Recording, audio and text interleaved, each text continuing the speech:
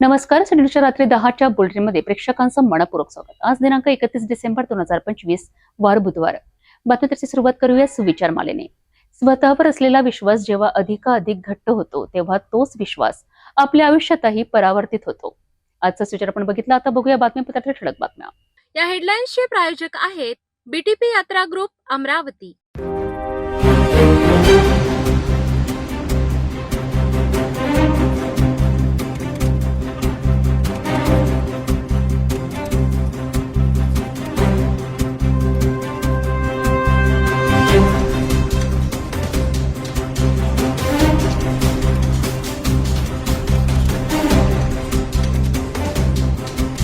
आपण ठळक बातम्या बघितल्या. आता घेऊया छोटासा ब्रेक. शादी और ब्याह की शुरुआत आराधना साड़ी के साथ. Aradhana wholesale shopping mall L2 बीझलँड कॉम्प्लेक्स, नांदगाव पेठ, अमरावती, जवाहर रोड, अमरावती. ब्रेकनंतर बघूया सविस्तर बातम्या. अमरावतीत भाजपच्या उमेदवारीवरनं मोठा वाद उफाळून आला आहे. तिकीट न मिळाल्याने नाराज झालेल्या कार्यकर्त्यांनी थेट पक्ष पदाधिकाऱ्यांविरोधात आक्रमक भूमिका घेतली आहे. अमरावती शहरात भाजपच्या अंतर्गत वादाचे चित्र उघडपणे समोर आले असून काही नेत्यांचा घेराव करून कार्यकर्त्यांनी जाब विचारल्याने राजकीय वातावरण तापले आहे. उमेदवारी यादी जाहीर होताच अमरावतीत भाजपमध्ये तीव्र असंतोष उफाळून आला आहे. तिकीट न मिळाल्याने नाराज झालेल्या कार्यकर्त्यांनी पक्ष पदाधिकाऱ्यांविरोधात आक्रमक भूमिका घेतली आहे. नाराज कार्यकर्त्यांनी एकत्रित येत पदाधिकाऱ्यांचा घेराव केला आणि उमेदवारी वाटपावर तीव्र संताप व्यक्त केला आहे. या प्रकारामुळे काही काळ तणावाचे वातावरण निर्माण झाले होते. मात्र परिस्थिती नियंत्रणात ठेवण्याचा प्रयत्न करण्यात आला. या दरम्यान शिवराय कुलकर्णी यांनाही कार्यकर्त्यांच्या रोषाला सामोरे जावे लागले. उमेदवारी वाटपात अन्याय झाल्याचा आरोप करत कार्यकर्त्यांनी उघडपणे विरोध दर्शविला आहे. उमेदवारी वादामुळे भाजपमधील अंतर्गत मतभेद चव्हाट्यावर आले असून निवडणुकीच्या तोंडावर हा असंतोष पक्षासाठी चिंतेचा विषय ठरत आहे. देखिए, एक दुर्भाग्य कहूंगा मैं इसे, हम जिस भारतीय जनता पार्टी की पूजा करते थे, पैर पड़ते थे, उस कार्यालय में हमको आज भीख मांगने जाना पड़ रहा है. ये एक बहुत बड़ा दुर्भाग्य है. और दुर्भाग्य इसलिए कहूंगा मैं कि बंडी हुसे, आप नाम एक बार डबल रिपीट करता हूं, मैं डंकी की चोट पे करता हूं, बंडी हुसे जो कि भारतीय जनता पार्टी का सदस्य भी नहीं था अभी तक, जिसने नरेंद्र मोदी जी, सम्माननीय पंतप्रधान भारत देश के नरेंद्र जी मोदी जी, जिसका पुतला जलाया था, अपमान किया था, गालियां दिया था, लात मारा था नरेंद्र जी मोदी के पुतले पे, जिसने कांग्रेस के आंदोलन में, उसको भारतीय जनता पार्टी ने आज टिकट दिया और मेरी टिकट काटा है. बल्कि मैंने ज्यादा तो नहीं, लेकिन इतना बोलता हूँ, एक छोटे से कार्यकर्ता की भूमिका में पार्टी के लिए 27 दिन सेंट्रल जेल जाके आया हूँ. उसके बाद में 27 दिन के बाद में पार्टी ने उसका भी कदर नहीं की है. यहाँ तक कि अमरावती दंगे में मुख्य आरोपी मुझे बनाया गया है. पार्टी के लिए मैंने खून बहाया हूँ. आप सभी को पता होगा कि राजकमल पे जो आंदोलन हुआ था उसमें मेरा हाथ जला था, वो भी पार्टी ने कदर नहीं की. एक हाथ जोड़कर विनती करता हूँ, मैंने मेरी लाइफ बर्बाद किया हूँ. आप लोगों से सबसे विनती करूंगा, कोई भी कार्यकर्ता भारतीय जनता पार्टी में मत आइए और अपनी जिंदगी बर्बाद मत कीजिए. ये मेरी वाइफ है, 9 दिन हुए थे मेरे शादी को, मेरे को सेंट्रल जेल भेजा गया था. इस पे क्या बीती थी, इसका उदाहरण इससे पूछिए आप. देखिए, जैसे कि मेरे पति संगम गुप्ता, वो जो 20 साल से बीजेपी पार्टी से जुड़े हुए, उन 20 साल से वो अपने इतनी मेहनत कर रहे, इतना कार्यरत कर रहे, उनका फल क्या मिला आप खुद ही देखिए सामने. 20 साल से वो इंसान जो अपने फैमिली की कदर नहीं की, 9 दिन शादी को हुए, एक आदमी शादीशुदा आदमी अपनी वाइफ के साथ एंजॉय करता है, लेकिन वो सब छोड़ के उन्होंने बीजेपी पार्टी को चुना और उनके बदले क्या मिला उनको? आज हम कुछ भी नहीं पार्टी से मिला. जवाब मांगने यहाँ पे आए थे, तो पार्टी के नेता हमको जवाब ना देते हुए गालियां देके चले जा रहे हैं. इससे बड़ा कितना बड़ा दुर्गा है. गुरुजी को भी गालियां दे रहे, हमको गालियां दे रहे, क्या मतलब है? और आज मैं एक सेकंड के लिए बोलता हूँ कि आज अमरावती शहर में कई हिंदू संगठनों वालों से भी, हमारे प्रशांत जी देश पांडे जी से भी, हमारे इनसे भी बहुत धोखेबाजी हो गई. बीजेपी टिकट मिले नहीं. पर विशेष में जैसा भी कंवल जी पांडव ने, इन्होंने भी रात दिन बीजेपी को लेकर इनको भी टिकट नहीं मिले. दूसरे बात, अमरावती शहर के सीपर समाज और वाल्मीकि समाज है, इनको भी एक टिकट वाल्मीकि समाज के लिए इशू नहीं करे. उसके लिए भी मैं यहाँ पे यही वाल्मीकि समाज को लेकर और हमारे सब हिंदू संगठनों के हम लोग दूसरे पार्टी में प्रवेश करने जाएंगे. ये मेरा ऐलान है. और मुझे मेरे जो अपमान हुआ, मेरे मुंह पे तो किसी ने गाली दिया नहीं है, और जिस दिन मुंह पे गाली देंगे उस दिन अमरावती शहर में क्या होगा वो सिर्फ आप लोगों को मालूम और क्या नहीं है। मेरे को ये भक्तों लोग बोल रहे हैं कि शिवराय कुलकर्णी ने तुम्हारे को गाली दिया और अपमानित बात करा तुम्हारे बारे में। तो ये मैं मीडिया के माध्यम से ये बताऊँ। और हमारे देवेंद्र फडणवीस सर है, मैं ये भी बोलता हूँ बीजेपी वाले लोगों को कि हमारे इतने अच्छे लाड़ के देवेंद्र फडणवीस सर, इनका नाम आप बदनाम मत होने दीजिए। हमारे सेंटर के प्रधानमंत्री जी नरेंद्र मोदी का इनका नाम बदनाम होने दीजिए। मुंह संभाल के बात करिए। अगर आगे से कोई अगर मुझे गाली देंगे तो ये समझ के अमरावती शहर में क्या होगा वो नहीं बता सकता मैं। बस इसी बात पे मैं सीपी सर से भी ये रिक्वेस्ट करता हूँ। राजापेट पुलिस स्टेशन के हमारे पीआई सर कुलर सर से भी यही प्रार्थना करते हो कि हमारे साथ में यहाँ पे आपके पुलिस स्टेशन के पीछे मेरे साथ में और हमारे पूरे हिंदू संगठन यहाँ पे इन्होंने बीजेपी वालों ने गाले से बात करे और आंग पे आए हम लोगों के। नन्ना डाके आज फेजरपुरे में अगर अन्ना अगर ये नाम बोले तो नाम के परिचित नहीं है। आप जैसा जानते होंगे कि मनपा ने फेजरपुरा रुक्मिणी नगर यह प्रभाग क्रमांक 11 बनाया। फेजरपुरा यह पर्टिकुलर नाम है और रुक्मिणी नगर एक नाम है, लेकिन इसके बावजूद भी हमारे जैसे फेजरपुरे भाग से भी एक भी टिकट भारतीय जनता पार्टी ने दी नहीं है। हम भारतीय जनता पार्टी का झंडा फेजरपुरे के उस गढ़ में लेकर चल रहे हैं कि जहां पर आप जानते हैं कि बहुत ज्यादा भारतीय जनता पार्टी के प्रति आक्रोश है। इसके बावजूद भी हम भारतीय जनता पार्टी का झंडा उस बीचों बीच मैदान में लेकर चलते हैं। ये हमारी दिली है कि हम भारतीय जनता पार्टी का झंडा और हिंदुत्व का झंडा लेकर चलते हैं। हम पिछले 25 सालों से राष्ट्रीय स्वयंसेवक संघ, विश्व हिंदू परिषद और बजरंग दल के मार्फत राष्ट्र की सेवा करते आ रहे हैं, लेकिन हमने राष्ट्र की सेवा करते करते राजनीति का यह झंडा इसलिए उठाया ताकि कुछ गलत लोग इस राजनीति से दूर हो। लेकिन इसके बावजूद भी भारतीय जनता पार्टी ने फेजरपुरे से केवल और केवल पाटिल इस समुदाय को प्राथमिकता रखते हुए तीनों की तीनों उम्मीदवार पाटिल समाज से दिए हैं। चौथा उम्मीदवार एससी आरक्षण था, नहीं तो वह भी उम्मीदवार पाटिल समाज का ही दिया जाता था। और विशेषतः 2 उम्मीदवार महिला और 2 उम्मीदवार पुरुष रहने के बावजूद भी तीनों उम्मीदवार महिला ही दिए हैं। उसके बावजूद भी जो नेता कहते हैं कि देवेंद्र फडणवीस का अभी 2 दिन पहले का स्टेटमेंट है कि हमारे पार्टी में हम संगठन के किसी भी नेता के परिवार को टिकट नहीं देंगे, लेकिन हमारे यहाँ पर के नेता दिनेश जी सूर्यवंशी, आप नाम नोट कीजिए, दिनेश सूर्यवंशी, इस नेता ने अपनी पत्नी के लिए टिकट लिया, साथ ही अपने भांजे के लिए हमारे प्रभाग से टिकट लिया। वो 3 माह पहले आने वाला नेता जिसको भारतीय जनता पार्टी की अब कौड़ा भी नहीं मालूम, ऐसे नेता को लाकर भारतीय जनता पार्टी का टिकट दे रहे केवल और केवल अपना भांजा इस नाते। यानी ये कितनी बड़ी शोकांति का है। भारतीय जनता पार्टी के लिए जेल में हम जाए, चुनाव के लिए लड़ाए हम, पार्टी के लिए लड़े हम, केसेस हम लगाए, झंडा हम लेके निकले, लोग हम लेके निकले और नेता आकर अपने घर वालों को प्रमोट करे। ये किस तरह की पार्टी रह गई। यहाँ तो ऐसा चित्र आ रहा कि पार्टी केवल और केवल पहले एक जगह पे थी, अब दूसरी जगह पे हो गई। मेरा इशारा समझ गए होंगे, यानी केवल और केवल एक जगह से निर्धारित होकर पार्टी चल रही है। इतना बड़ा कार्यालय है जहाँ पर टिकटों का वाटा होना चाहिए था, लेकिन वहाँ पर काला कुत्ता भी दिखा नहीं। हम सबका साक्षात्कार लिया गया और बाहर के आने वाले व्यक्ति को पीछे के दरवाजे से टिकट दे दिया। जो व्यक्ति भारतीय जनता पार्टी का सदस्य भी नहीं है, ऐसे व्यक्ति को टिकट दे रहे, यानी ये इससे बड़ी शोकांति का और क्या है।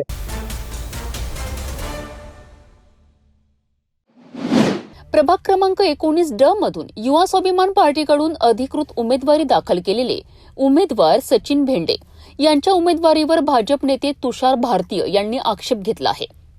तुषार भारतीय यांनी निवडणूक अधिकाऱ्यांकडे सादर केलेल्या आक्षेपांमध्ये म्हटले आहे की सचिन भेंडे हे अमरावती महानगरपालिकेचे ठेकेदार असून नियमांनुसार त्यांची उमेदवारी रद्द करण्यात यावी। प्रभाग क्रमांक 19D मध्ये मी अर्ज भरला आहे आणि त्या ठिकाणी एक उमेदवार सचिन भेंडे यांनी पण अर्ज टाकला आहे, पण ते महानगरपालिकेचे कंत्राटदार आहेत। त्यांनी जिल्हा नियोजन आणि महानगरपालिकेची कामं घेतली आहेत आणि त्या कामाचं डिफेक्ट लायबिलिटीज जो असतो तो 3 वर्षाचा आहे। त्यामुळे त्याच्या अगोदर तो कॉन्ट्रॅक्ट संपू शकत नाही आणि तो कॉन्ट्रॅक्ट दुसऱ्याला ट्रान्सफर नियमानुसार होऊ शकत नाही आणि म्हणून ते जर कंत्राटदार आहे तर त्यांना नगर परिषदेची उमेदवारी ही मिळू शकत नाही, ती लढू शकत नाही. त्याच्यावर आम्ही ऑब्जेक्शन घेतलेलं आहे आणि त्याच्यावर रिटर्निंग ऑफिसर जे आहेत दराडे साहेब त्यांच्याकडे आमची बाजू मांडणं सुरू आहे. उसमें आपने एक कुछ पॉइंट भी निकाले थे कि उन्होंने उनके लाइसेंस को कैंसिल करने के संदर्भ में एक पत्र दिया था, वो बड़ी आपने गलती पकड़े है, वो क्या गलती थी? नाही, त्यांनी 2025 म्हणजे 17 डिसेंबरला त्यांनी एक पत्र दिलं की माझं लायसन रद्द करण्यात यावं. तारीख 17 आहे आणि महानगरपालिकेमध्ये शिक्का 16 तारखेचा आहे. म्हणजे हे पहिल्यांदाच झालं आहे आणि सगळी बनवाबनवी आहे असं दिसते आहे आणि म्हणून त्या संदर्भातला आम्ही तक्रार त्या ठिकाणी. क्या लगता है ये जो तकरार आपने दाखल करे इसके ऊपर में क्या निकलना चाहिए? नाही, जर त्याच्यावर सगळे कागदपत्र बघितले तर त्यांचा अर्ज हा रद्द झाला. या आक्षेपावरनं सध्या निवडणूक कार्यालयात मोठे गोंधळाचे वातावरण आहे. तुषार भारतीय यांच्याकडनं 3 वकिलांची टीम तर सचिन भेंडे यांच्याकडूनही 3 वकिलांची टीम जोरदार कायदेशीर युक्तिवाद करीत आहेत. दोन्ही बाजूंनी नियम, कागदपत्रे आणि निवडणूक कायद्याचे दाखले सादर करण्यात येत आहेत. या प्रकरणाचा निर्णय थोड्याच वेळात येण्याची शक्यता असून त्याकडे संपूर्ण शहराचे लक्ष लागले आहे. या निर्णयावर प्रभाग क्रमांक 19D मधील निवडणुकीचे गणित बदलणार की नाही हे लवकरच स्पष्ट होणार आहे. प्रकरण नेमकं असं आहे की मी अमरावती महानगरपालिकेचा कॉन्ट्रॅक्टर होतोच, त्यात काही शंका नाही आहे. पण कॉन्ट्रॅक्ट रद्द केल्याचं माझ्यापाशी मनपानं दिलेलं हे आहे, सर्टिफाईड कॉपी आहे. ती कॉपी मी निवडणूक आयोगाला सबमिट केली आहे. निवडणूक आयोगाच्या फॉर्ममध्ये कुठल्याच प्रकारचं असं ऑब्जेक्शनेबल जे डॉक्युमेंट आहे असं काहीच नाही आहे. ज्यांनी कोणी ऑब्जेक्शन टाकलं त्यांचं असं म्हणणं आहे, एखादा कॉन्ट्रॅक्ट झाल्यानंतर किंवा तो रद्द झाल्यानंतर त्याचा डिफेक्ट लायबिलिटी पिरियड जो राहते हा 3 वर्षाचा राहते. 3 वर्षाचा डिफेक्टिव्ह लायबिलिटी पिरियड जर झालेलं नसेल तर त्या अनुषंगानं यांचा फॉर्म रिजेक्ट व्हायला पाहिजे. मग मी जर 3 वर्ष आधी काम बंद केले असते तर मग जेव्हा म्हणजे उपास मरायचं काय. ठेकेदारी करणं हा काही गुन्हा नाही आहे. त्यांनी असा मुद्दा जो आहे असा चांगला घ्यायला पाहिजे होता. हा चुकीचा मुद्दा घेतला आहे असं काही नाही आहे. असं जर असेल तर अर्ध्या महाराष्ट्रातले फॉर्म रिजेक्ट व्हायला पाहिजे. मग अर्ध्या महाराष्ट्रात असे लोक उभे आहेत ज्यांच्या वेगवेगळ्या प्रकारच्या वेगवेगळ्या लायबिलिटीज त्यांच्या अंगावर आहेत. आम्हाला जर करायचंच असतं तर आम्ही महानगरपालिकेत जे जुने नगरसेवक आहेत किंवा सभापती होते असे यांचे अनेक मुद्दे अमरावती महानगरपालिकेत फाईल पेंडिंग्स आहेत. आम्ही तसं न करता थेट लढ्यात विश्वास ठेवतो. आमदार रवी राणा साहेबांच्या विश्वासावर, आमच्या कामाच्यावर लोकांनी जनतेने जे विश्वास ठेवला त्याच्यावर लढायची आमची तयारी आहे.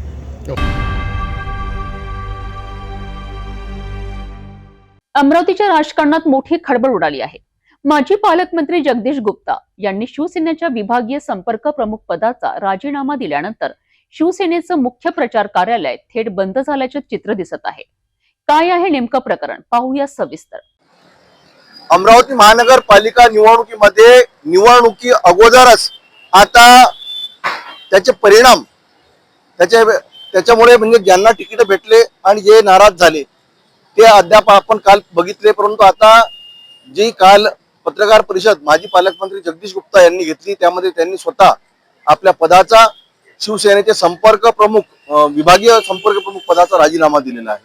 राजीनामा दिल्यानंतर कालपर्यंत या ठिकाणी बाळासाहेब ठाकरे आणि या ठिकाणी राज्याचे उपमुख्यमंत्री एकनाथ शिंदे यांचे बोर्ड लावले होते आणि स्वर्गीय बाळासाहेब ठाकरे यांचा मोठा बोर्ड लावल्यानंतर या ठिकाणी धनुष्यबाणचा हा मुख्य प्रचार कार्यालय म्हणून याची उद्घाटन झाले होते. परंतु या ठिकाणी माजी पालकमंत्री यांनी राजीनामा दिल्यानंतर या ठिकाणी आता सर्व बोर्ड वगैरे काढून ठेवण्यात आलेले आहे. कोणत्याही प्रकारचे आता या ठिकाणी उमेदवार नाहीत. कारण भारतीय जनता पार्टीची शिवसेनेची युती तुटल्यानंतर आता शिवसेना वेगळी लढत आहे आणि भाजप वेगळी लढत आहे. परंतु या पूर्ण निवडणुकीतून आता किनारा केलेला आहे. माजी पालकमंत्री जगदीश गुप्ता यांनी सांगितलं आहे की मी या निवडणुकीमध्ये राहणार नाही आणि जे चांगले कार्यकर्ते राहणार, जे चांगले उमेदवार राहणार त्यांना मात्र समर्थन करणार, त्यांना मात्र सपोर्ट करणार.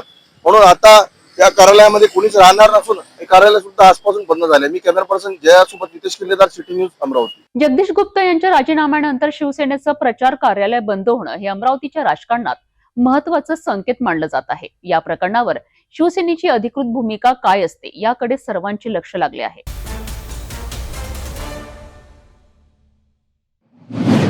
वैकुंठ एकादशीच्या पावन पर्वावर अमरावती अंबानगरीत भक्तीचा अनुपम सोहळा अनुभवायला मिळाला. बजरंग नगर ते सतीधाम मंदिरापर्यंत अमरावतीच्या किन्नर समुदायांनी काढलेली भव्य निशाण यात्रा सकाळी ठीक 9 वाजता मोठ्या उत्साहात निघाली. हातात श्यामबाबा यांचा झेंडा, होटांवर जय श्री श्यामचा नारा आणि ताल धरत भक्तिभावाने नृत्य करणारे किन्नर बांधव. हारे का सहारा श्याम बाबा हमारा या भक्तिगीताच्या गजरात डीजेच्या तालावर संपूर्ण अंबानगरी दुमदुमून गेली. एकीकडे 31 डिसेंबरला पाश्चात्य संस्कृतीनुसार नववर्षाचे स्वागत होत असताना दुसरीकडे किन्नर समाजाने श्याम भक्तीचा संदेश देत नववर्षाचे आध्यात्मिक आणि आगळेवेगळे स्वागत केले. 9 वर्षापासून अखंड सुरू असलेली ही निशाण यात्रा समाजाला भक्ती, समर्पण आणि सकारात्मकतेचा संदेश देत आहे. वैकुंठ एकादशीच्या दिवशी श्याम भक्तीचा हा सोहळा खऱ्या अर्थाने अमरावतीकरांकरिता आध्यात्मिक नववर्षाची सुरुवात ठरला.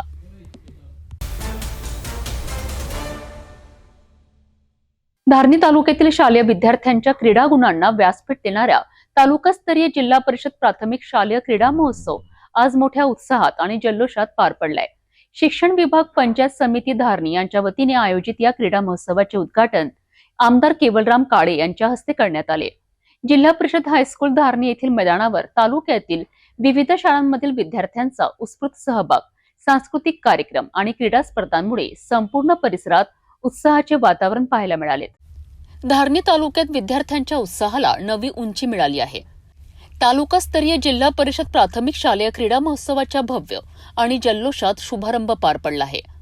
शिक्षण विभाग, पंचायत समिती धारणी यांच्या वतीने आयोजित क्रीडा महोत्सव 2025-26 चे उद्घाटन आमदार केवलराम काळे यांच्या हस्ते जिल्हा परिषद हायस्कूल, माध्यमिक शाळा व कनिष्ठ विज्ञान महाविद्यालय धारणी येथील प्रशस्त मैदानावर पार पडलेत. कार्यक्रमाच्या प्रारंभी महापुरुषांच्या प्रतिमांना हारार्पण करून व पूजन करण्यात आले. यानंतर लहान विद्यार्थ्यांनी सादर केलेल्या मधुर स्वागत गीताने संपूर्ण वातावरण भारावून गेलेत. तालुक्यातील विविध शाळांमधून आलेल्या विद्यार्थ्यांनी मशाल प्रज्वलन करून क्रीडा स्पर्धाचा अधिकृत शुभारंभ केला आहे. विद्यार्थ्यांचा उत्स्फूर्त सहभाग पाहून उपस्थित मान्यवरही भारावून गेलेत. या कार्यक्रमात विविध शाळांतील विद्यार्थ्यांच्या नृत्य व सांस्कृतिक सादरीकरणामुळे संपूर्ण परिसर उत्साहाने भरून गेला. उत्कृष्ट सादरीकरण करणाऱ्या विद्यार्थ्यांना मान्यवरांच्या हस्ते बक्षिसांचे वितरण करण्यात आले. या क्रीडा महोत्सवामुळे तालुक्यातील विद्यार्थ्यांमध्ये खेळाची आवड, स्पर्धात्मक भावना व आत्मविश्वास वाढल्याचे चित्र स्पष्टपणे दिसून आलेत. नृत्य व क्रीडा, शिस्त आणि संस्कार यांचा संगम असलेला हा तालुकास्तरीय क्रीडा महोत्सव विद्यार्थ्यांच्या सर्वांगीण विकासाकरिता नक्कीच प्रेरणादायी ठरला आहे. खेळातून घडणारी शिस्त, संघभावना आणि नेतृत्व गुण हेच उद्याच्या सक्षम पिढीचे भक्कम पायाभूत तत्व असल्याचे या महोत्सवातून पुन्हा एकदा अधोरेखित झाले आहेत. धारणी तालुक्यातील विद्यार्थ्यांमध्ये क्रीडा स्पर्धेची आवड आणि आत्मविश्वास वाढवणारा हा क्रीडा महोत्सव यशस्वीपणे संपन्न झालाय.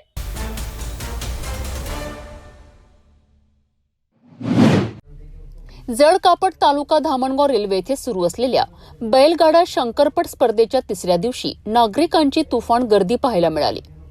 तालुक्यासह परिसरातील अनेक गावांमधनं नागरिक मोठ्या उत्साहात शंकरपट पाहण्याकरिता जडी कापटमध्ये दाखल झालेत.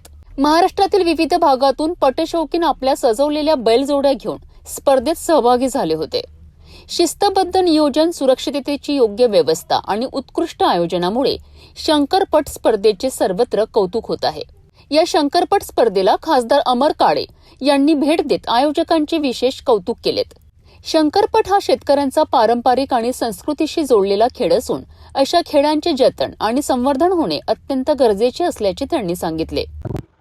आज जळकापटाच्या इथं या पठाच्या निमित्तानं येणं झालं आणि श्री गजानन कृषी गट आणि आसरा बैलगाडा ग्रुप धामणगाव रेल्वे यांच्या वतीनं आणि आमचे डॉक्टर सालनकर साहेब, आमचे परागजी राऊत या सर्व आणि त्यांच्या सर्व सहकाऱ्यांच्या माध्यमातून 111 वर्षापूर्वी खंडित झालेली पटाची परंपरा यावर्षी नव्यानं पुन्हा सुरुवात होते आणि ही जी सुरुवात या सर्वांच्या माध्यमातून झाली आहे. मी सर्वात पहिले आयोजकांचं डॉक्टर साहेबांचं, परागजींचं, त्यांच्या सर्व टीमचं, आसरा बैलगाडा ग्रुपचं आणि श्री कृषी बचत गटाच्या सर्व सन्मान्य सदस्यांचं या आयोजनाबद्दल मनापासून अभिनंदन करतो आणि पुढच्या काळामध्ये सातत्यानं हे आयोजन आता पुढच्या काळामध्ये चालू राहील ही अपेक्षा या ठिकाणी करतो.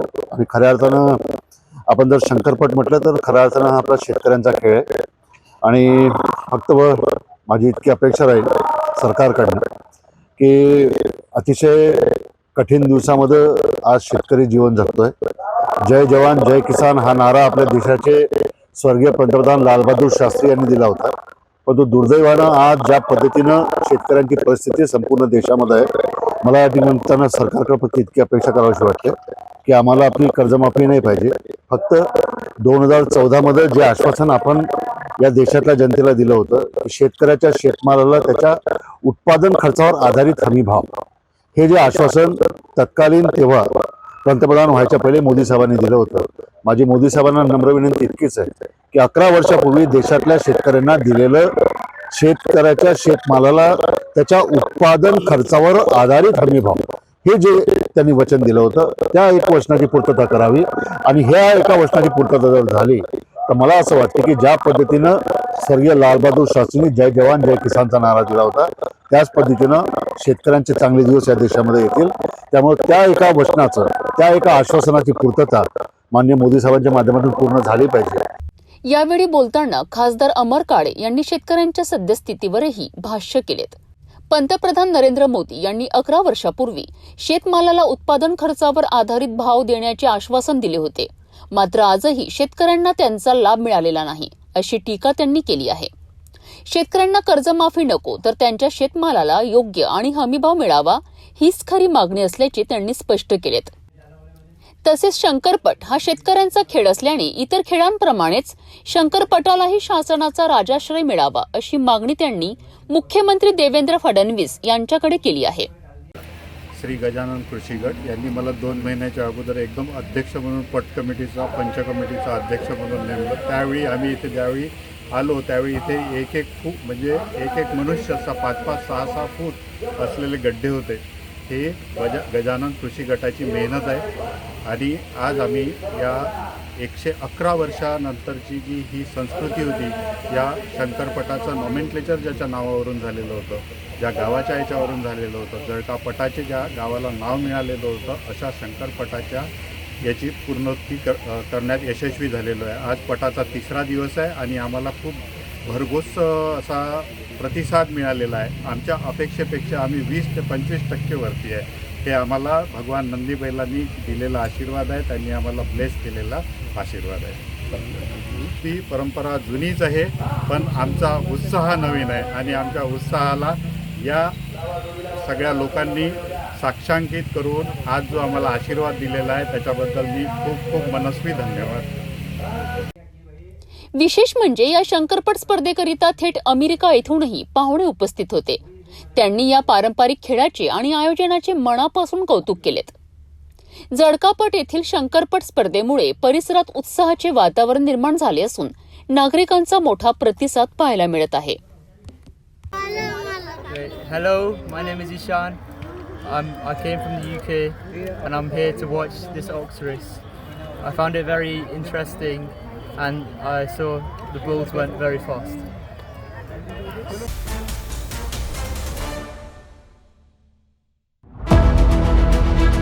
महानगरपालिका चुनाव महासंग्राम शुरू। ये सिर्फ वोट नहीं, ये है शहर का भविष्य। पानी, सड़क, सफाई, सुरक्षा, वादे कागजों पर नहीं जमीन पर परखे जाएंगे। जनता करेगी सवालों से वार और उम्मीदवार कैसे करेंगे ये इम्तिहान पार। दावे कटघरे में और सच्चाई कैमरे के सामने। सिटी न्यूज सिर्फ कवरेज नहीं, खोलेगा सच की परतें। सवाल तेज, जवाब साफ, आपके साथ, आपके पास, गली गली, प्रभात प्रभात।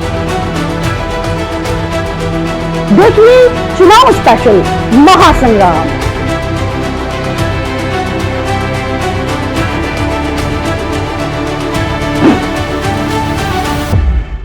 नागपुरात पैशाच्या वादातून एका महिलेला मारहाण केल्याची गंभीर घटना समोर आली आहे. या प्रकरणात यशोधरा नगर पोलिसांनी 2 आरोपींना अटक केली असून एका आरोपीचा शोध अद्याप सुरू आहे. या कारवाईची माहिती पोलीस निरीक्षक प्रमोद बघेले यांनी दिली आहे. पाहूया सविस्तर रिपोर्ट. नागपूर शहरातील यशोधरा नगर पोलीस ठाण्याच्या हद्दीत पैशाच्या वादातून एका महिलेला मारहाण करणाऱ्या 2 आरोपींना पोलिसांनी अटक केली आहे. 31 डिसेंबर रोजी दुपारी 5:30 वाजताच्या सुमारास पोलीस निरीक्षक प्रमोद बघेले यांनी याबाबतची माहिती दिली आहे. पैशाच्या देवाणघेवाणीवरून झालेल्या वादातून आरोपींनी महिलेला मारहाण केल्याचे या तपासात उघड झाले आहे. पोलिसांनी तत्काळ कारवाई करत 2 आरोपींना ताब्यात घेतले असून या प्रकरणातील एक आरोपी अद्यापही फरार आहे. फिर्यादी नामे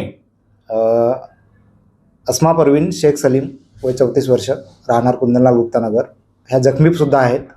तर यांचे आणि आरोपी त्यांच्याच गल्लीत राहणारे आहेत. त्यांच्याशी उधारीच्या पैशावरून वाद झाला. आधी उधारी उसने पैसे दिलेले होते, त्यांनी ते याच्यामधून त्यांच्यात वाद झाला आणि वादाचं पर्यवसान मोठ्या घटनेत झालं. त्यांनी एकमेकांना मारपीट केली. त्याच्यामध्ये फिर्यादी हे गंभीर जखमी झाल्यामुळे त्यांच्या तक्रारीवरून आपल्या पोलीस स्टेशनला गुन्हा दाखल करण्यात आलेला आहे. सदर गुन्ह्यात एकूण 4 आरोपी असून आतापर्यंत 2 आरोपी आपल्या ताब्यात आहेत, 2 फरार आहेत. एक आरोपी आहेत सय्यद तन्वीर सय्यद रफिक वय 24 वर्ष आणि एक आहे मोहम्मद शाहिद सय्यद मोहम्मद रफिक वय 26 वर्ष, राहणार दोन्ही कुंदनलाल गुप्तानगर. हे सध्या ताब्यात आहेत, पोलीस कस्टडीमध्ये आहेत आणि 2 आरोपींचा शोध सुरू आहे. पैशाच्या वादातून कायदा हातात घेणाऱ्यांना कडक कारवाईला सामोरे जावे लागणार आहे, असा इशारा पोलिसांकडून देण्यात आला आहे. यशोधरा नगर पोलिसांचा तपास सुरू आहे. नागपूरमधील मेडिकल चौकातील VR मॉल परिसरात किरकोळ प्रश्नातून मोठा हिंसाचार झाल्याची घटना समोर आली आहे. काय चाललंय असा प्रश्न विचारणं एका तरुणाच्या जीवावर बेतलाय. 4 जणांनी मिळून एका महिलेशी वाद घालत असताना हस्तक्षेप करणाऱ्या तरुणांवर हल्ला केलाय. या घटनेत एक तरुण जखमी झाला असून दुचाकीचे नुकसान करत आरोपी फरार झाले होते. इमामवाडा पोलिसांनी तात्काळ कारवाई करत 4ही आरोपींना अटक केली आहे. या घटनेचा सविस्तर आढावा घेऊया या रिपोर्टमधनं. मेडिकल चौकातील VR मॉल परिसरात एक धक्कादायक घटना घडली आहे. कृष्णा तिरपुडे हा तरुण VR मॉलमधील सेनफ्लेक्समध्ये काम करतोय. काम संपल्यानंतर तो त्याचे सहकारी आकाश करपते, प्रियांशू कावडे आणि चांद पाटोळे यांच्यासोबत दुचाकीवरून घरी निघाला होता. VR मॉल समोर एका कारमध्ये बसलेले 4 युवक एका महिलेशी वाद घालत होते. हा वाद पाहून कृष्णा आणि त्याच्या साथीदारांनी काय चाललंय असा प्रश्न विचारला. याच प्रश्नाचा राग आल्याने आरोपी संतापले. त्यांनी शिवीगाळ करत थेट मारहाण सुरू केली. या हल्ल्यात आकाश करपते याला दगड मारून जखमी करण्यात आलं. तसेच प्रियांशू कावडे यांच्या दुचाकीचे नुकसान करण्यात आले. इतक्यावरच न थांबता आरोपी कृष्णाची सायकल घेऊन घटनास्थळावरून पळून गेलेत. या घटनेनंतर इमामवाडा पोलिसांनी दरोड्याचा गुन्हा दाखल केला आहे. या प्रकरणी सिद्धार्थनगर येथील यशस्वी मुकेश बागडे, अंशुल चंद्राल पवार, प्रज्वल मिलिंद काळे आणि ओंकार नगर येथील कौस्तुभ उर्फ कार्तिक अविनाश कडू या 4 आरोपींना अटक करण्यात आली आहे. तर पुढील तपास पोलीस करीत आहेत. VR मॉलमधील कामगार त्यांची नाईट शिफ्ट करून परत घरी चालले होते. त्या टायमाला VR मॉलच्या समोरच स्टार बस समोर एका महिलेशी 2 इसम भांडण करत असले दिसल्यामुळे ते तिकडे काय प्रकार आहे व सोडवण्यासाठी गेले असता ते दोन्ही आरोपी त्यांच्याशी उद्धत घालू लागले, त्यांनाच मारहाण करू लागले. त्याच वेळी त्यांचे साथीदार शेजारी स्विफ्ट गाडी उभी होती त्या गाडीतून उतरले आणि 5 लोकांनी त्या सोडवायला गेलेल्या इसमावर हल्ला केला, त्याला मारहाण केली. त्याचप्रमाणे त्याची मोटारसायकल सुद्धा बळजबरीने त्याच्या ताब्यातून घेऊन गेले. सदरची घटना 29 तारखेला सकाळी आपल्याकडे दुपारी रिपोर्टिंग झाली. त्याप्रमाणे फिर्यादीची आपण तक्रार घेतलेली आहे आणि फिर्यादीने दिलेल्या तक्रारीवर तात्काळ आरोपीचा शोध घेऊन सदर गुन्ह्यात 4 आरोपी आतापर्यंत अटक केलेले आहेत. एक फरार आहे, त्याचा शोध घेणे चालू आहे. नागपूरमध्ये शौक पूर्ण करण्यासाठी युवक चोर बनल्याची धक्कादायक घटना समोर आली आहे. यशोधरा नगर पोलीस ठाण्याच्या हद्दीत घरफोडी करणाऱ्या 2 आरोपींना पोलिसांनी अटक केली आहे. या कारवाईबाबत पोलीस निरीक्षक प्रमोद बघेले यांनी सविस्तर माहिती दिली आहे. पाहूया हा रिपोर्ट. नागपूर शहरातील यशोधरानगर पोलीस ठाण्याच्या हद्दीत शौक पूर्ण करण्यासाठी घरफोडी करणाऱ्या 2 युवकांना पोलिसांनी अटक केली आहे. 31 डिसेंबर रोजी दुपारी 5:30 वाजताच्या सुमारास यशोधरानगर पोलीस ठाण्याचे पोलीस निरीक्षक प्रमोद बघेले यांनी याबाबतची माहिती दिली आहे. आरोपी केवळ आपले महागडे शौक पूर्ण करण्यासाठी घरफोडीचे गुन्हे करत असल्याचे तपासात उघड झाले आहे. पोलिसांनी दोन्ही आरोपींना ताब्यात घेत त्यांच्या विरोधात विविध कलमान्वये गुन्हे दाखल केले आहेत. सध्या या प्रकरणाचा पुढील तपास यशोधरानगर पोलीस करीत आहेत. नागपूर पोलिसांच्या सतर्कतेमुळे घरफोडी करणारे आरोपी वेळेत जेरबंद झाले असून शहरातील नागरिकांनीही संशयास्पद हालचाली आढळल्यास तत्काळ पोलिसांना माहिती देण्याचे आवाहन करण्यात आले आहे. फिर्यादी जे कुंदनलाल गुप्तानगरमध्ये राहतात त्यांच्याकडे चोरी झाल्याची तक्रार आम्हाला प्राप्त झाली. त्या अनुषंगाने वरिष्ठांच्या मार्गदर्शनात आमच्या तपास पथकाने तपास सुरू केला आणि सदरचा गुन्हा उघडकीस आणलेला आहे. त्या चोरीमध्ये आतापर्यंत 1,31,000चा मुद्देमाल चोरीला गेलेला होता.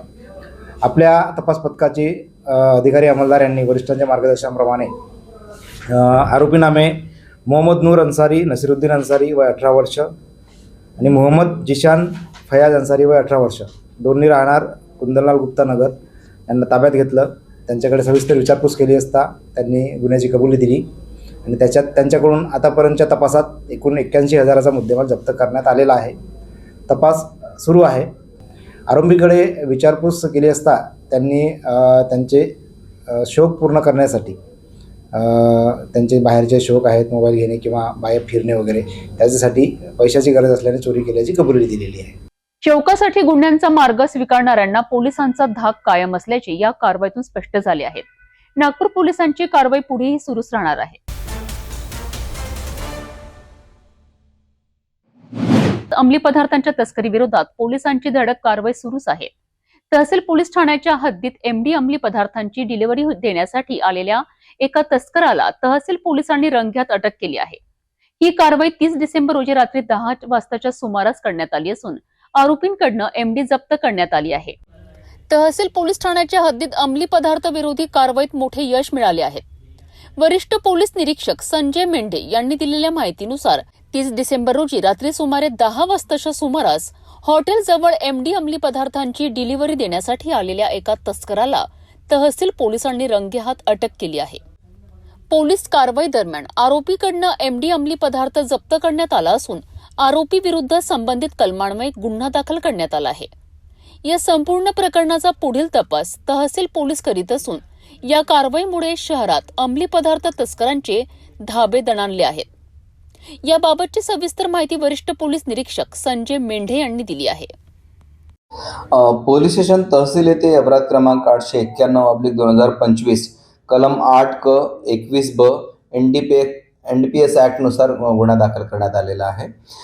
पोलीस स्टेशन तहसील DB पथकाचे PSI रसूल शेख हे काल रात्री पोलीस स्टेशनला हजर असताना त्यांना गुप्त बातमीदार मार्फत माहिती मिळाली की मेयो हॉस्पिटलसमोर जे कृष्णम हॉटेल आहे त्या हॉटेलजवळ आरोपी नामे लोकेश हरिप्रसाद श्रीभद्रे वय 22 वर्षे, राहणार सोमवारी क्वार्टर नंबर 93 दीपक मेश्राम यांच्या घरी किरायाने पोलीस ठाणे सक्करदरा हा इसम MDची डिलिव्हरी देण्याकरिता येणार आहे अशी त्यांना खात्रीशीर माहिती मिळाली होती. NDPS ॲक्टच्या तरतुदीनुसार सदर अधिकाऱ्याने स्टाफसह सदर आरोपीला पकडले आणि त्याच्याकडून झडती घेतली असता त्याच्याकडे एकूण 9.71 ग्राम MD पावडर मेफेड्रॉन पावडर जप्त करण्यात आलेले आहे.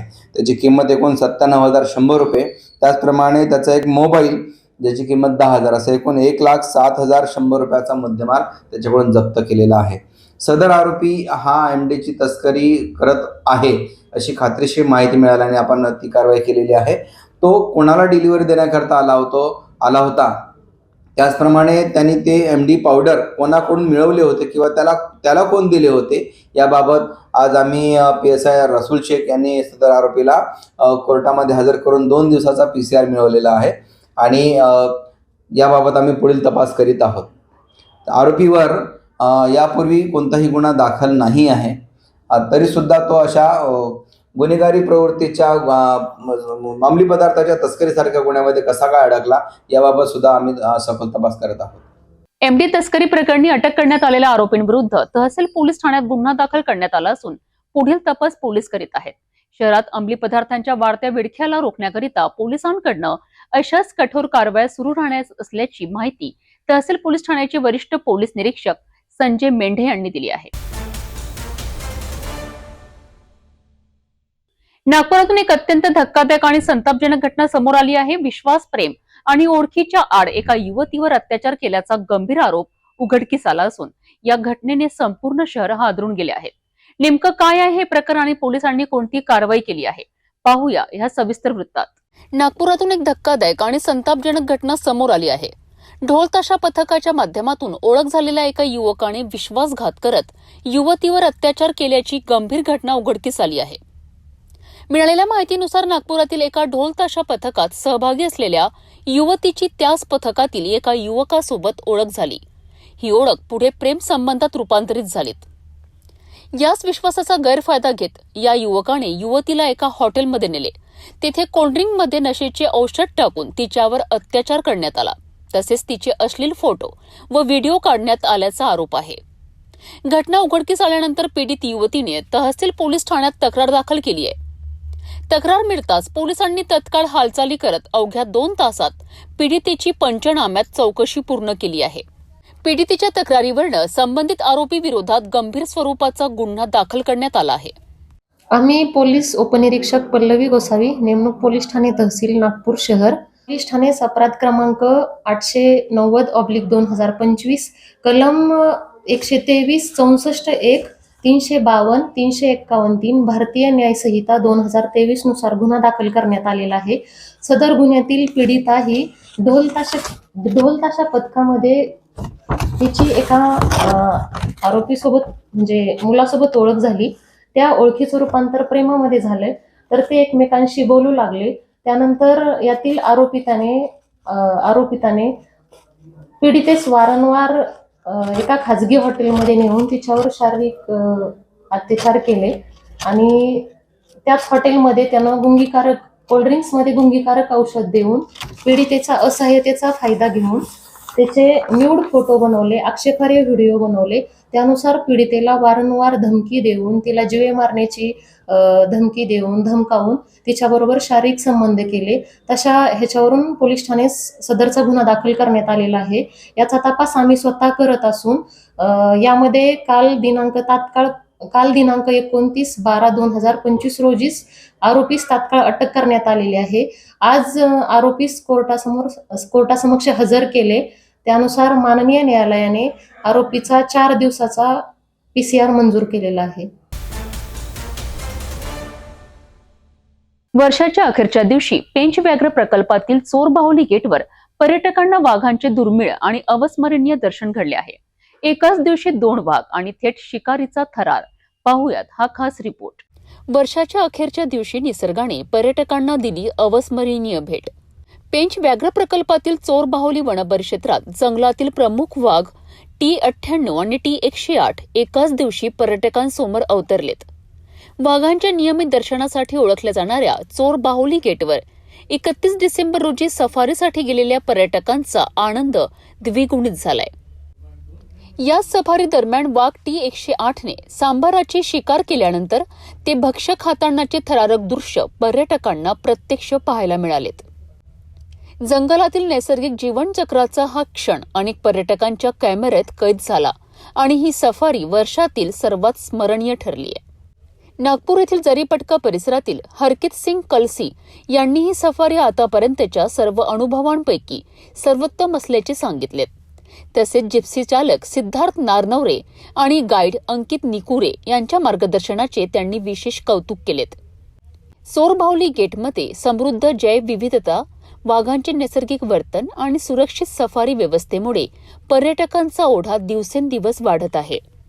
उपसंचालक अक्षय गजबी आणि सहाय्यक वनसंरक्षण पूजा लिमगावकर यांच्या मार्गदर्शनाखाली वनपरिक्षेत्र अधिकारी जयेश तायडे यांच्या नेतृत्वात चोरबाहुली गेटचे सौंदर्यीकरणाचे काम वेगाने सुरू आहे. भविष्यात पर्यटकांकरिता सर्व आवश्यक सोयी सुविधा उपलब्ध करून दिल्या जातील अशी माहिती वन विभागाने दिली आहे. वर्षाच्या अखेरच्या दिवशी लाभलेले हे वाघदर्शन पर्यटकांकरिता केवळ सफारी नव्हे तर निसर्गाशी थेट जोडणारा आणि कायम स्मरणात राहणारा अनुभव ठरला आहे. वर्षाची सांगता झाली आणि निसर्गाने दिली थरारक आठवण. सोरबाहुली गेटवरील हे वाघदर्शन पर्यटकांकरिता आयुष्यभर लक्षात राहणारा क्षण ठरला आहे. तपोवन फक्त 1.5 किलोमीटर अंतरावर राधानगरी लेआउट लेक व्ह्यू प्लॉटसह मोजकेच प्लॉट शिल्लक. त्वरित संपर्क करा 9930706667 किंवा 7620433325 या क्रमांकावर.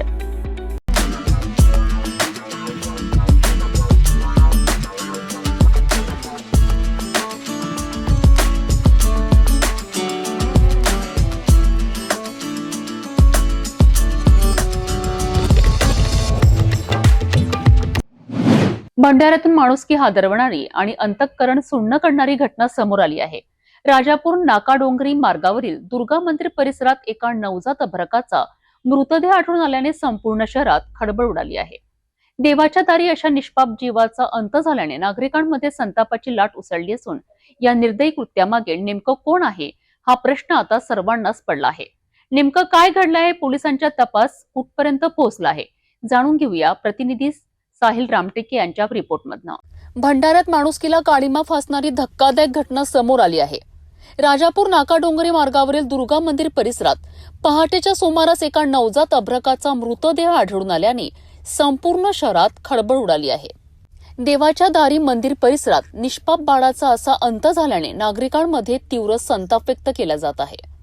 मंदिर परिसरात संशयास्पद अवस्थेत नवजात अभ्रक दिसून आल्यानंतर स्थानिक नागरिकांनी तात्काळ पोलिसांना माहिती दिली. माहिती मिळताच भंडारा पोलीस घटनास्थळी दाखल झालेत. परिसर सील करून पंचनामा करण्यात आला. अभ्रकाचा मृतदेह उत्तरीय तपासणीकरिता रुग्णालयात पाठविण्यात आला आहे. प्राथमिक पाहणीत अभ्रक नवजात असल्याचे स्पष्ट झाले आहे. मात्र हा मृत्यू नैसर्गिक आहे की हत्या याचा खरा खुलासा पोस्टमॉर्टम अहवालानंतरच होणार आहे. देवाच्या दारी बाळाचा मृतदेह आढळणे ही घटना समाजाच्या संवेदनशीलतेवर गंभीर प्रश्नचिन्ह निर्माण करणारी आहे. या निर्दयी कृत्यामागे नेमकं कोण आहे, आई वडिलांनीच हे कृत्य केलं आहे का, याचा शोध घेण्यासाठी पोलिसांनी तपासाची चक्रे वेगाने फिरवली आहेत. अज्ञात व्यक्तीविरोधात गुन्हा दाखल करण्याची प्रक्रिया सुरू असून दोषींवर कठोर कारवाई केली जाईल असा इशारा पोलिसांनी दिला आहे. या धक्कादायक घटनेमुळे भंडाऱ्यात हळहळ आणि संतापाचे वातावरण पसरले आहे. निष्पाप बाळाला न्याय मिळणार का हा प्रश्न आता संपूर्ण शहर विचारत आहे. सकाळी काही आमच्या गावचे यदुनाथ परबते आणि हेमंत दिलाराम घोनाडे हे दोघेही रोज सकाळी मंदिराची साफसफाई आणि धुणं पुसणं करायसाठी येतात. ते जेव्हा आले त्यांना इथे एक अभ्रक दिसला.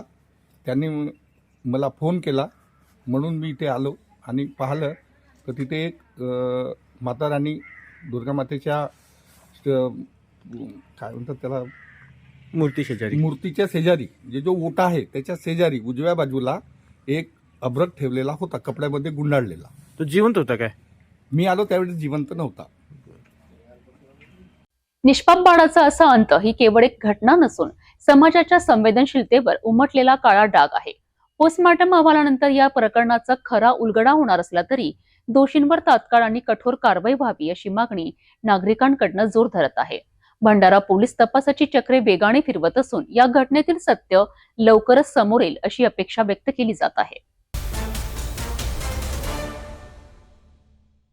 यवतमाळ जिल्ह्यात लाचखोरीचा गंभीर प्रकार समोर आला आहे. पुसद तालुक्यातील शासकीय माध्यमिक आश्रमशाळेच्या मुख्याध्यापकाला लाचलुचपत प्रतिबंधक विभागाने रंगेहात पकडले आहे. वैद्यकीय देयक खात्यात जमा करण्यासाठी लाच मागितल्याचा आरोप आहे. पाहूया याबाबत सविस्तर रिपोर्ट. यवतमाळ जिल्ह्यातील पुसद तालुक्यात शासकीय माध्यमिक आश्रमशाळा खेरखेडा येथील मुख्याध्यापक लाचलुचपत प्रतिबंधक विभागाच्या जाळ्यात अडकले आहेत. शाळेत कार्यरत असलेल्या एका शिक्षकाचे वैद्यकीय प्रतिपूर्ती देयक अप्पर आयुक्त आदिवासी विभाग अमरावती यांच्याकडनं मंजूर झाले होते. मात्र हे वैद्यकीय देयक लवकर खात्यात जमा करून देण्यासाठी मुख्याध्यापक गौरीशंकर सैदाणे यांनी तक्रारदार शिक्षकाकडे 1500 रुपयांची लाच मागितल्याचा आरोप आहे. याबाबत शिक्षकाने लाचलुचपत प्रतिबंधक विभागाकडे तक्रार दाखल केली आहे.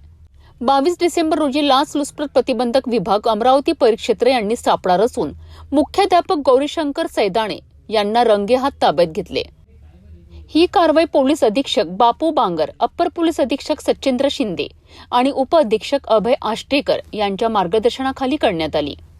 आरोपी लोकसेवकाकडनं वैद्यकीय देयक मंजूर करून खात्यात जमा करण्यासाठी लाच मागितल्याचे तपासात निष्पन्न झाले आहे. यानंतर आरोपीस ताब्यात घेऊन खंडाळा पोलीस ठाण्यात गुन्हा दाखल करण्यात आला असून पुढील तपास सुरू आहे. शासकीय कार्यालयांमधील लाचखोरी विरोधात लाचलुचपत प्रतिबंधक विभागाची कारवाई सुरूच असून या प्रकरणामुळे शिक्षण क्षेत्रात खळबळ उडाली आहे. या प्रकरणाचा पुढील तपास पोलीस करीत आहेत. वर्ष संपत आहे, मात्र वेदना काही संपत नाही. यवतमाळ जिल्ह्यात 2025 हे वर्ष बळीराजासाठी काळरात्र ठरले आहेत. अतिवृष्टी, नापिकी, वाढते कर्ज आणि तुटपुंजी मदत या सगळ्यांच्या विळख्यात सापडून तब्बल 354 शेतकऱ्यांनी आत्महत्या केल्याची धक्कादायक आकडेवारी समोर आली आहे. एका बाजूला नवीन वर्षाची चाहूल तर दुसऱ्या बाजूला शेतकऱ्यांच्या डोळ्यात अश्रू. पाहुयात याचा सविस्तर आढावा. यवतमाळहून दुर्गेश कान्हू यांचा हा रिपोर्ट. काळ्या आईची सेवा करणाऱ्या यवतमाळ जिल्ह्यातील शेतकऱ्यांकरिता 2025 हे वर्ष वेदनांनी भरलेले ठरले आहे. दिनदर्शिका बदलणार असली तरी शेतकऱ्यांच्या मनातील दुःख आजही कायम आहे. जून ते सप्टेंबर दरम्यान निसर्गाने रौद्ररूप धारण करत 6,64,595 हेक्टर क्षेत्रावरील पिके उद्ध्वस्त केलीत. याचा थेट फटका 5,35,636 शेतकऱ्यांना बसलाय. खरीप हंगामाच्या सुरुवातीला सोन्याचे दागिने गहाण ठेवून कर्ज काढून शेतकऱ्यांनी पेरणी केली, मात्र अतिवृष्टीने होत्याचं नव्हतं केलं. नुकसान भरपाईसाठी शासनाने 638 कोटी 15 लाख रुपयांची तरतूद केली आहे. त्यातील 99% रक्कम वाटप झाल्याचा दावा आहे. मात्र प्रत्यक्षात ही मदत जखमेवर मीठ सोडणारी ठरत असल्याची भावना शेतकऱ्यांना व्यक्त होत आहे.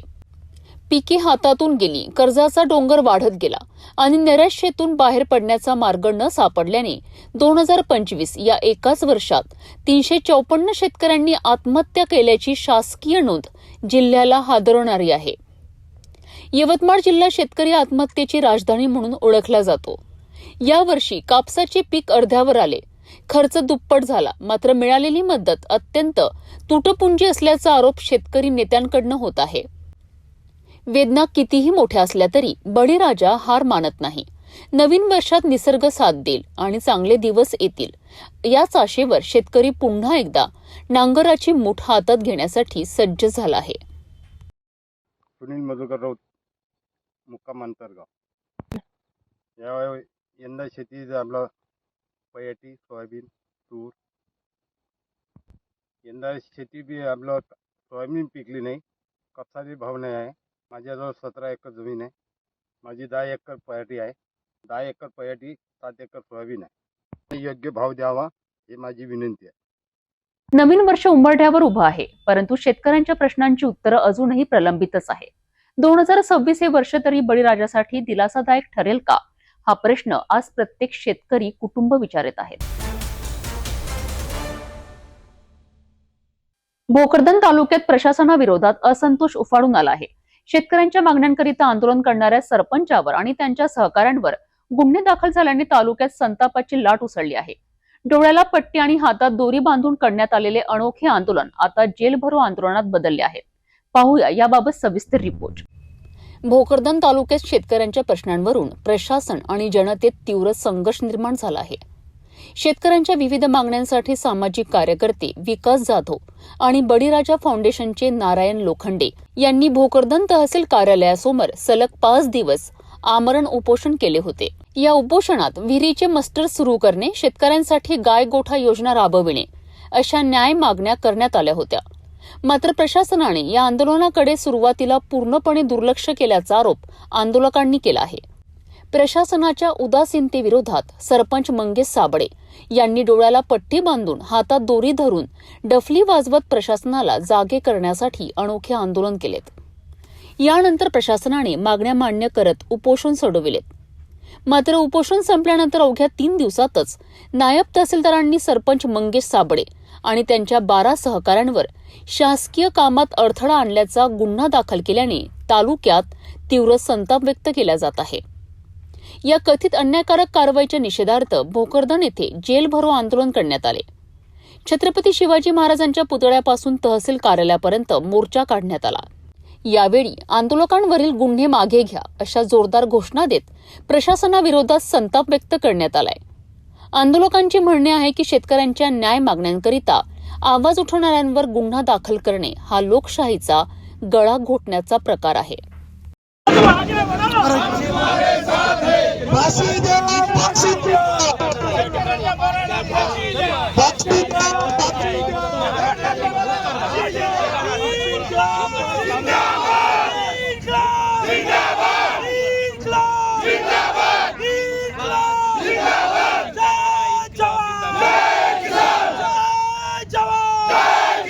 छत्रपती शिवाजी महाराज की जय, छत्रपती संभाजी महाराज की जय, शहीद भगतसिंगाचा शहीद भगतसिंगाचा डॉक्टर बाबासाहेब आंबेडकरांचा डॉक्टर बाबासाहेब आंबेडकरांचा शाहू फुले आंबेडकरांचा शाहू फुले आंबेडकर. शेतकरी प्रश्नांवरनं पेटलेला हा संघर्ष आता अधिक तीव्र होत असल्याचे चित्र आहे. गुन्हे तात्काळ मागे न घेतल्यास आंदोलन आणखी तीव्र करण्याचा इशारा आंदोलकांनी दिला आहे. भोकरदन मधील या संपूर्ण घडामोडीवर संपूर्ण जिल्ह्याचे लक्ष लागले आहे. जाता जाता पुन्हा एकदाच्या ठळक बातम्या. या हेडलाईन्सचे प्रायोजक आहेत बीटीपी यात्रा ग्रुप अमरावती.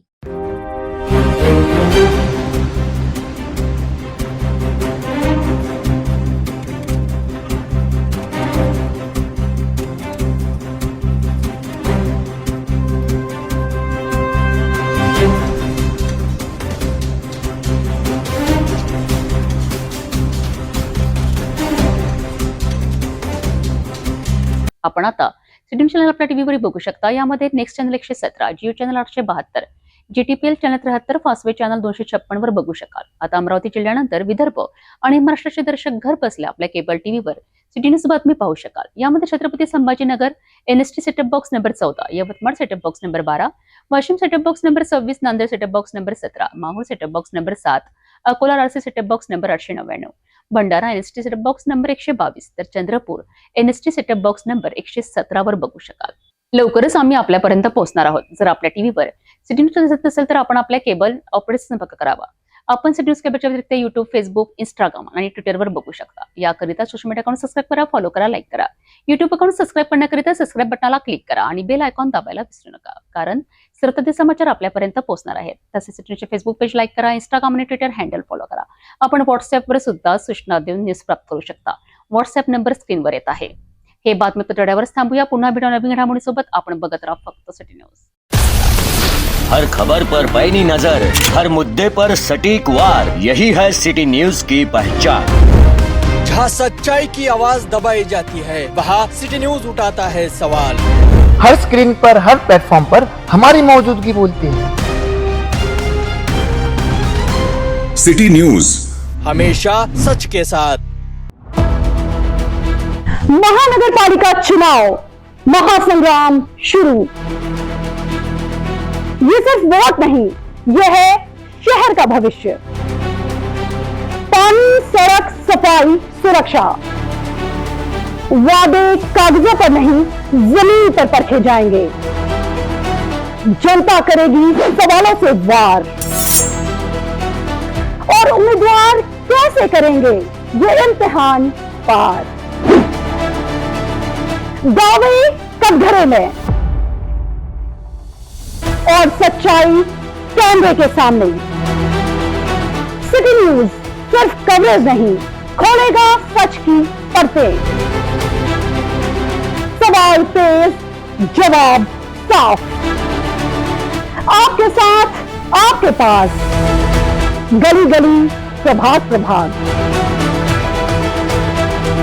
देखिए चुनाव स्पेशल महासंग्राम.